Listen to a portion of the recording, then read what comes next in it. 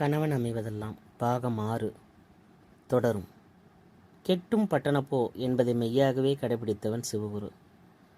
பள்ளியில் ஒழுங்காக படிக்காது கெட்டு இளம்பருவத்திலே குட்டிச்சோறாகி கொண்டிருந்த தன் மகனை அவன் தாய், டே சிவகுரு, நீ பட்டணம் போடா, அங்கே நம்ம அண்ணாச்சி இருக்கிறாரு, பெரிய கடை வச்சு வியாபாரம் பண்ணுறாரு, உனக்கு 4 காசு சம்பாதிக்கிற வழி கற்றுக் கொடுப்பாரு என்று உபதேசி அனுப்பினாள். அப்போது அவளுக்கு வயது 18. மணலில் பிடுங்கி எடுத்த வள்ளிக்கிழங்கான உடல், ஆனால் கபடமே இல்லாத உள்ளம். ஒரு கத்தை இலை தார் வாழைப்பழம் சகிதம் அவன் புறப்பட்டான். எப்படியோ விசாரித்து கொண்ட மாமா வீட்டை தேடி கண்டுபிடித்து வந்து விட்டான். அலுவலக அறையில் வாயில் பக்கம் வேலையாக இருந்தார் கைலாசம். தான் கொண்டு வந்த காணிக்கையை ஒருபுறம் வைத்துவிட்டு வேறிட்ட மரம் போல் தரையில் விழுந்து அவர் கால்களை தொட்டு கும்பிட்டான். திடுக்கிட்டு போனார் அவர். எழுந்திருப்பா, யார் நீ? கட்டு குடுமையும் காதில் சிவப்பு கடுக்கண்களும் நெற்றியில் பட்டை திருநீருமாக நின்ற பையனை எங்கேயோ பார்த்த ஞாபகம் அவருக்கு. நான் தான் சின்ன கண்ணு பேத்தி மகன் சிவகுரு. அம்மா உங்ககிட்ட வேலை செய்ய அனுப்புனாங்க. அனுபவம் படிப்பு ரெண்டுமே இல்லாத அவனுக்கு என்ன வேலை கொடுப்பது? ஆனாலும் பார்த்த அளவில் அவன் மீது இரக்கம். தங்கம் கூப்பிட்ட குரலுக்கு வீட்டில் வளைய வந்து கொண்டிருக்கட்டும், அப்படியும் ஒரு ஆள் தேவைதானே என்ற நினைவில் அவனை அவர் அங்கேயே தங்க அனுமதித்தார். நாளடைவில் சிவகுருவின் தோற்றத்திலேயே பல மாறுதல்கள். காது கடுக்கண்கள் பெட்டிக்குள் மறைந்தன. கட்டு குடுமி கிராப்பாகியது. வெள்ள சட்டையும் சராயும் காலில் செருப்புகளுமாக அவன் கடைதெருவுக்கு போய் வந்தான். தோற்றத்தில்தான் மாறுதல், வேலையில் அதே நிலைதான். தங்கம்மாள் ஏவலுக்கு அடிபணிந்த உறவினன், வேலைக்காரன் என நிச்சயிக்க முடியாத ஒரு திரிசங்கு சொர்க்கம். பட்டணத்தில் இருந்த சந்து பொந்துகள், அக்கம்போர், கடை, கன்னிகள் யாவும் அவனுக்கு அத்துப்படி. ஆனால் சுதந்திரமாக வாழ ஒரு வகையும் தெரிந்து கொண்டிருக்கவில்லை. கிராமத்திற்கு திரும்பவும் வழியிருக்கவில்லை. ஏனென்றால் பட்டணத்து மகனை அனுப்பிவிட்ட அந்த நிம்மதியில் அவள் அன்னை சில மாதங்களிலே பரலோகம் போய்விட்டாள். வருங்காலம் நாளை இவைகளை பற்றி சிவகுரு கவலைப்பட்டதே இல்லை. அதனால் தன் நிலையை பற்றி என்றும் வருந்தியதே இல்லை. இன்னமும் அவனை ஒரு பொடிப்பயில் என்று துச்சமாக பேசுகிறாளே, அது சரியா? இப்போது அவன் வாட்ட சட்டமாக வளர்ந்து நிற்கும் ஒரு ஆண் பிள்ளையாயிற்றே.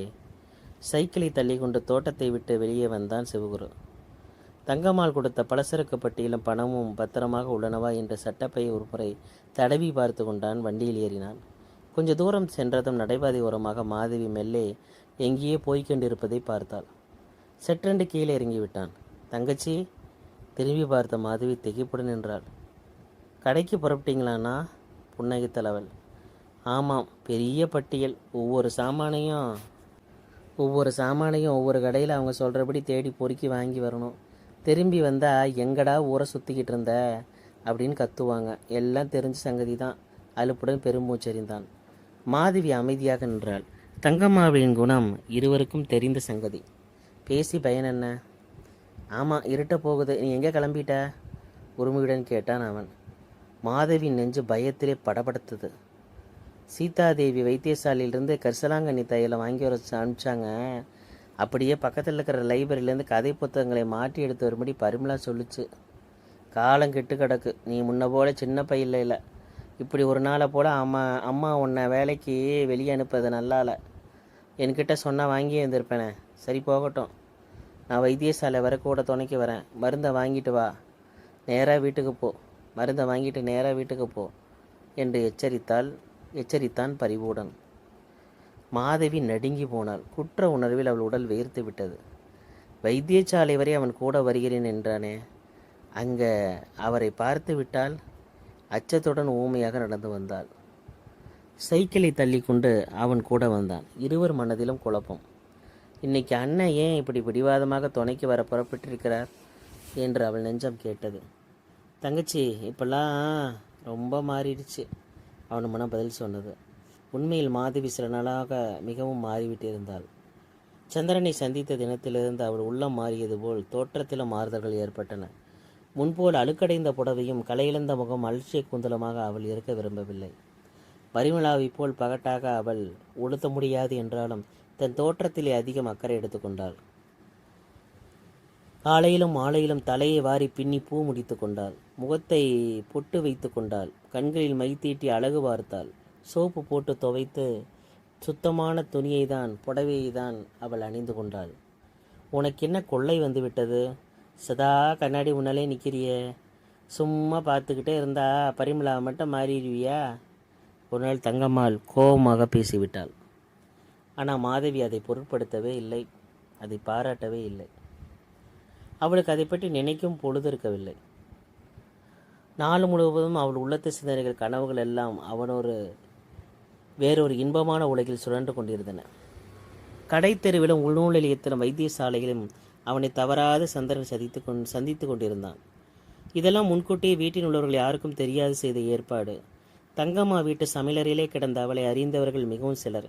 வெளியூரிலே படித்துவிட்டு நகரத்திற்கு வெளியே வந்திருந்த அவனை அறிந்தவர்களும் மிகவும் குறைவு. எனவே இருவரும் அச்சமின்றி நேரம் போவது தெரியாமல் பேசிக்கொண்டிருந்தனர்.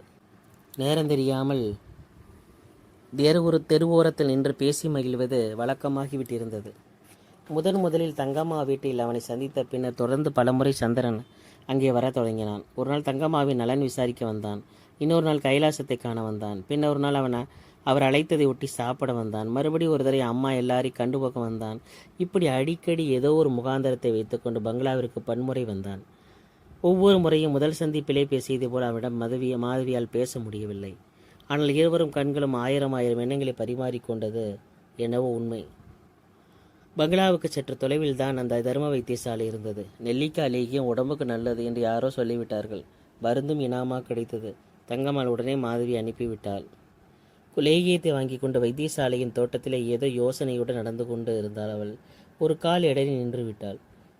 நகம் சிறிது விலகி கால் கட்டைவரில் ரத்தம் பெருக்கியோண்டு வந்தது.